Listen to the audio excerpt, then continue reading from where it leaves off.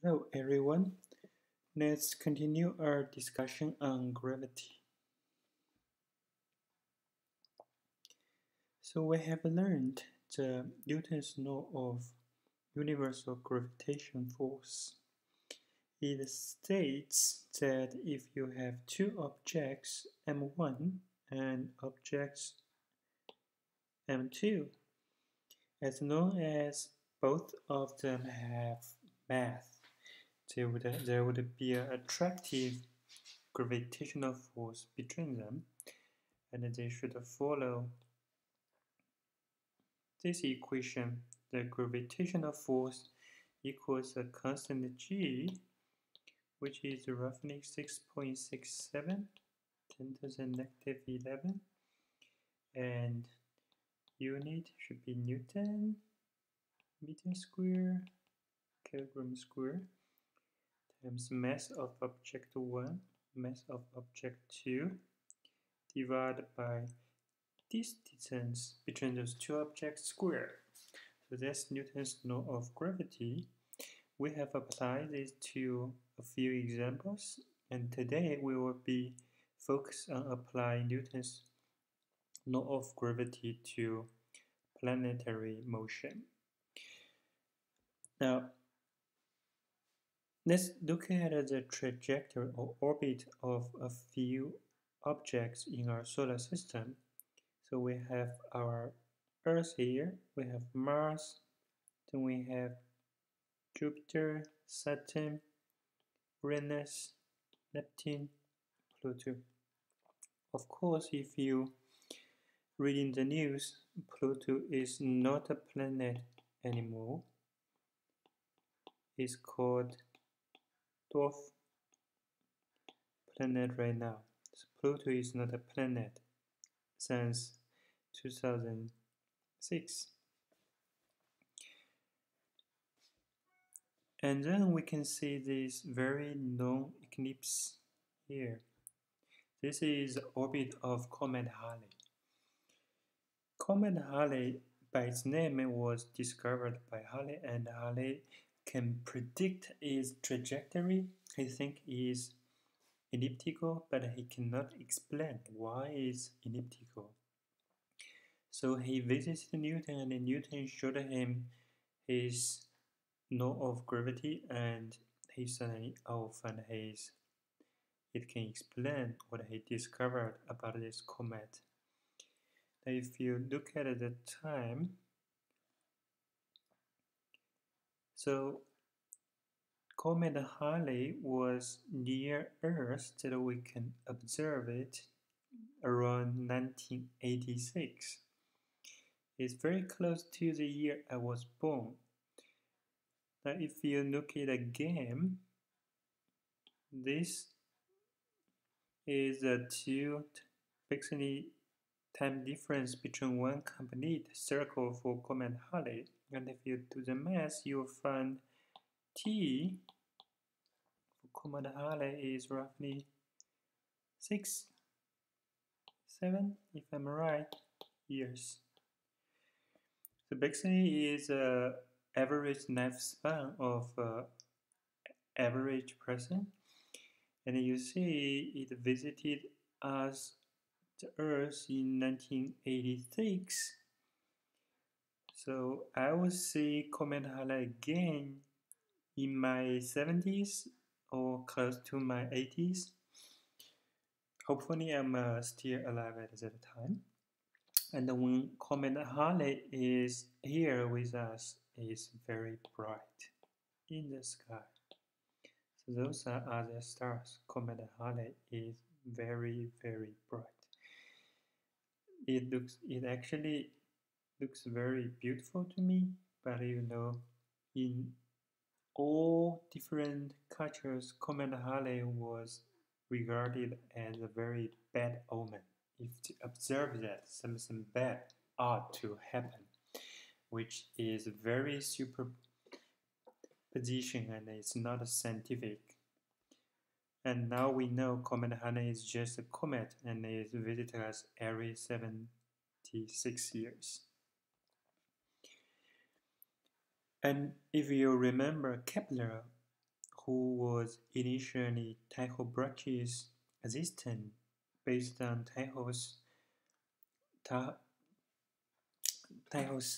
data, he established the three laws of planetary motion. The first one is all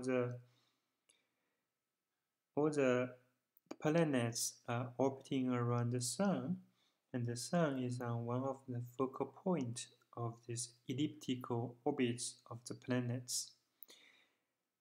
Now, if we go back, there is a model by Ptolemy says that the Earth is in the center. If the Earth of the center, you're not going to see anything the face for other planets. Now, we all know the moon has face, but actually if you have a good enough telescope, you can observe the Venus has face too. See, this is a face of Venus, one of the most beautiful objects in the night sky. The face of Venus is like this in 2004. Now, if Earth is the center of the solar system, you're not going to see face of Venus. But if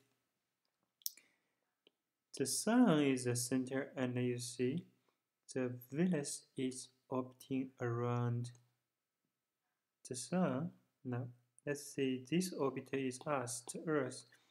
Now, if Venus is here, then this part of Venus is shining. Let's see. Let me try it again. So if this is Venus, I make exaggerating its size. So this part of Venus is shined by sunlight. So we see a half Venus face.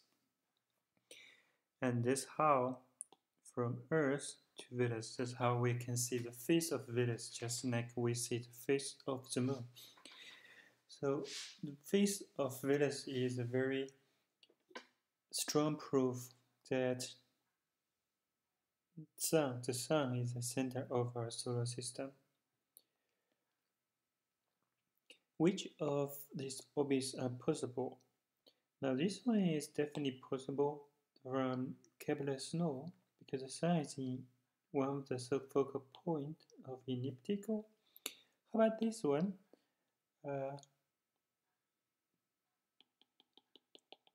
This is a circle. It's a perfect circle.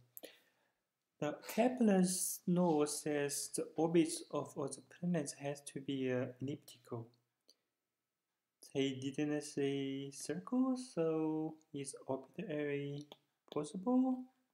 Think about that. But the answer is yes. Actually, circle is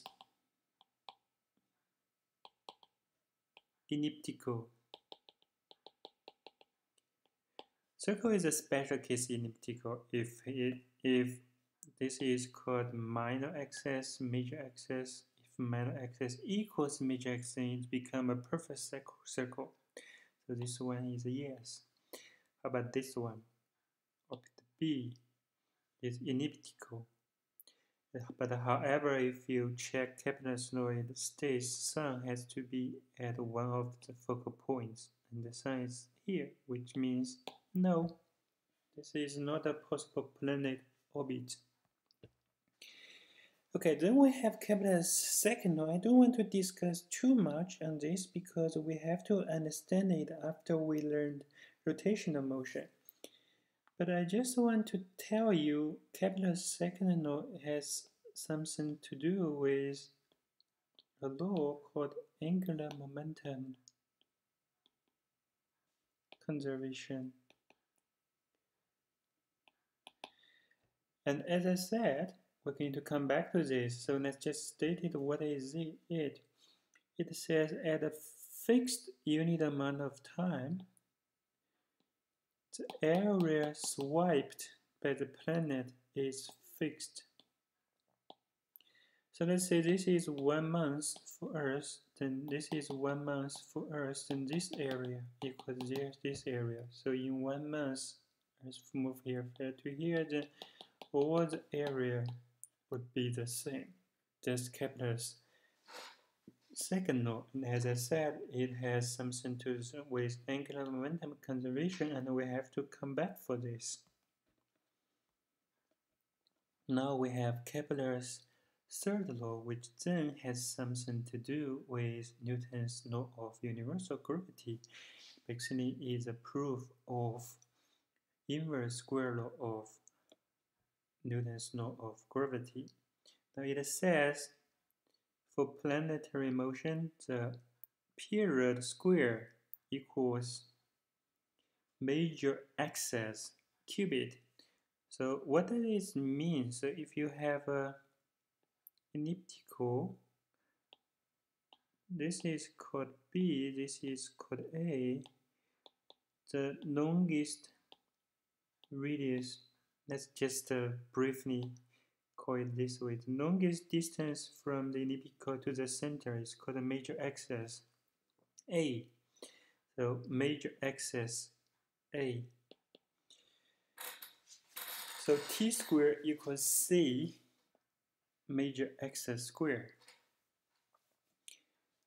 And for the solar system, we choose the distance from the Earth to the Sun, 1 astronomy unit. So AU means astronomical unit. And the period of the Earth, everybody knows this, right? Is 1 year. Now you can check other planets all follow this equation. That's observation. So if you do Mercury, distance cubed has to equal 0.24, which is period square. Same thing for Venus.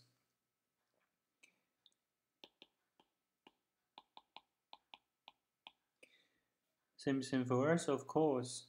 And then Mars, 1.5 cubed, 1.9 square. So if you put all these numbers in your calculator, you will find the equal.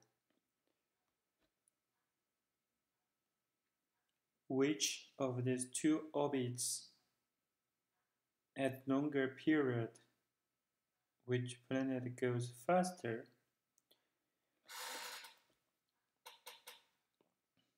This is A, and we'll find for this perfect circle orbit and this elliptic circle, they have same A. So we have T squared equals A cubed. Or if you want, you can say proportional. So which means those two orbits, they will have the same period. Same period. Which one goes faster? It depends. I would think the planet move faster here and slower here.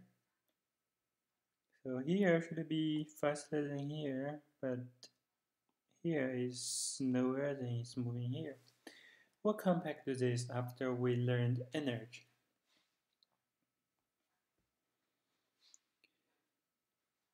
Now this is just another check of Kepler's third law. So we can calculate, so for example, if we know the period of Mercury, we can calculate what is distance to the Sun. So we can do simple calculation. T is 88 days, which means 2.24 years. And using Kepler's law, we'll find out it's roughly 0.39 astronomical unit for Mercury. And the measurement is that the largest distance from Mercury to the Sun is 0.467, and the smallest one is 0.307, so it averaged out to be 0.387 astronomy unit. Now let's average those two for Jupiter 2. You will find it's roughly 5.2 astronomy unit. And then if you use T square equals a cubit, you will find the period of Jupiter is roughly 12 years.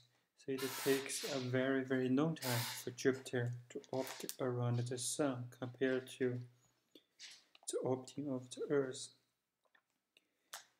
Now, when our planets in solar system are orbiting around the Sun, is the gravity from the Sun provided the central pedal force and provided the central pedal acceleration.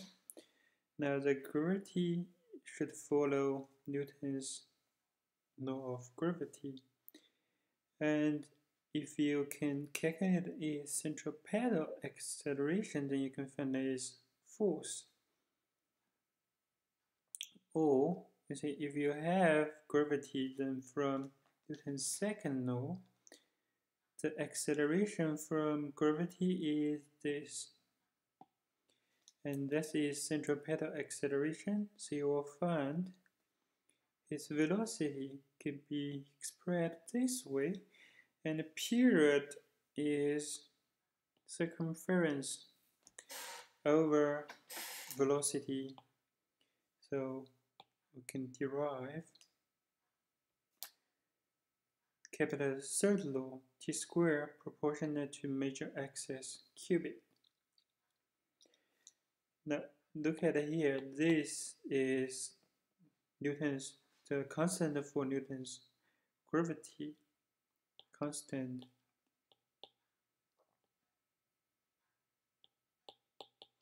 And this one is the mass of the Sun, is also a constant. So that's why this entire thing is a constant for all the planets in solar system. Now let's think about satellites. So you can imagine if you're on a very tall tower, you throw a ball, first with small velocity, you increase velocity, then you increase large enough. Now you may wonder, if you throw the rock or the ball fast enough, is it ever going to drop back to the ground? Now the answer is that if you throw it fast enough, there is indeed a chance it's not going to come back to the ground.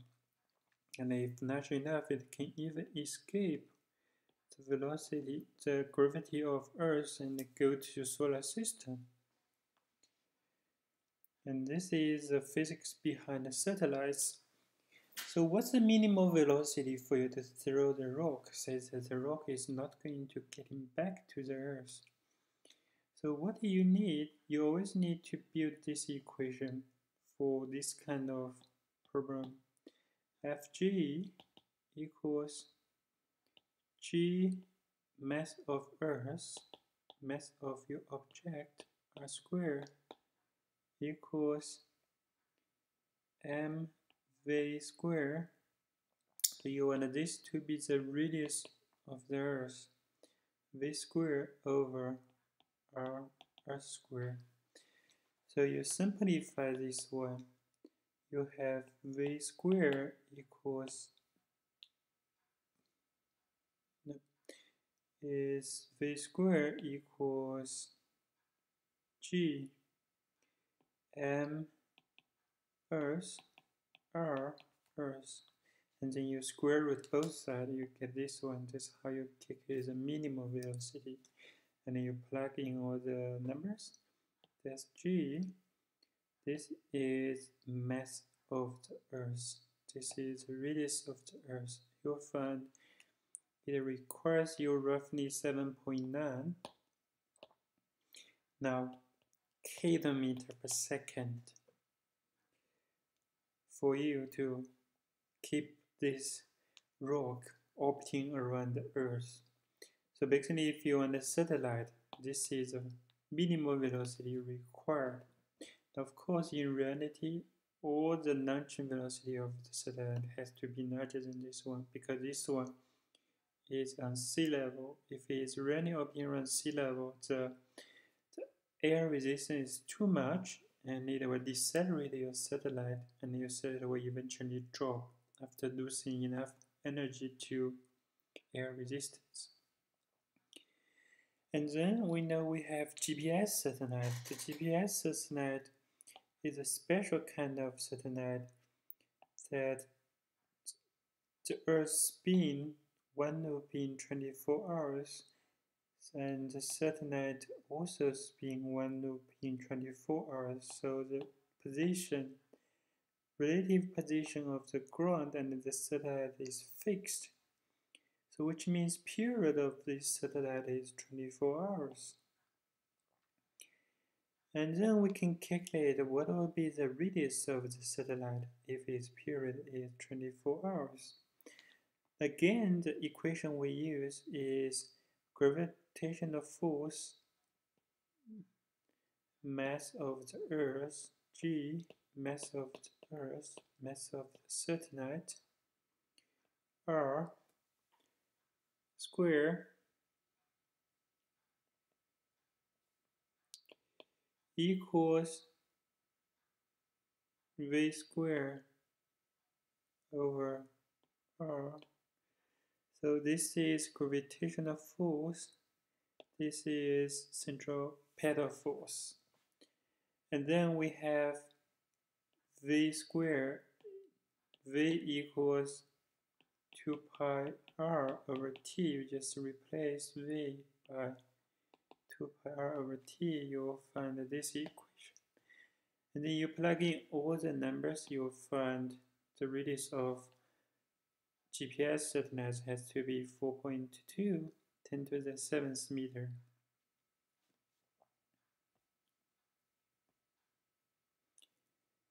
And this is black hole. You can do the same. What will be the minimal speed or the radius of a black hole? And it turns out to be 2g mass of this black hole over speed of light square.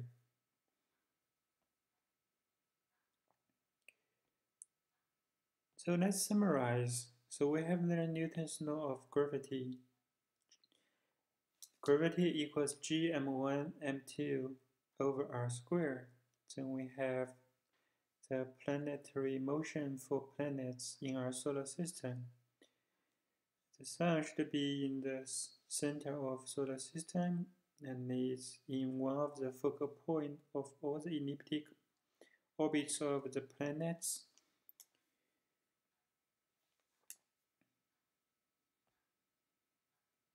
And then we have Kepler's 3 laws.